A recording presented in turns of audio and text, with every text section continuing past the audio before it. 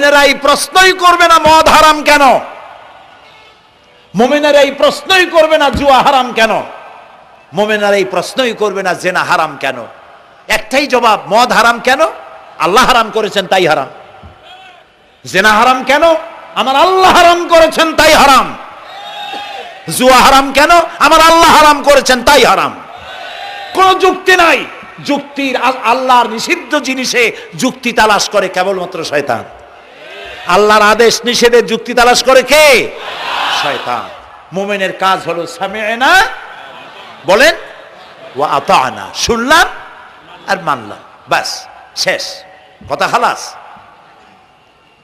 এই গেল, চারটি শর্ত পুরো হয়ে গেল। এই চারটি শর্ত যদি পূরণ করতে পারি তাহলে আল্লাহরে বিশ্বাস করছি এটা প্রমাণিত হবে, এটা জাস্টিফাই হবে, এটা সত্যতা প্রমাণ হবে যদি আল্লাহর হুকুম মতো। এক নম্বরে হলো, আমি আবার কথাটা প্যাকেট করে দিই যাতে করে আপনারা বাড়ি নিয়ে যাইতে পারেন। আল্লাহর উপরে ঈমান এনেছি, এই কথাটাকে কমপ্লিট করার জন্য শর্ত কয়টা? চারটা। এক নম্বরে আল্লাহর অস্তিত্বে বিশ্বাস, বলেন আল্লাহর অস্তিত্বে বিশ্বাস।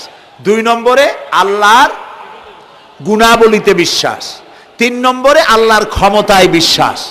চার নম্বরে আল্লাহর আদেশ এবং নিষেধে বিশ্বাস, মান্য করে চলা। আল্লাহ যেন এই তৌফিক আমাদের দেয়, বলেন আমিন।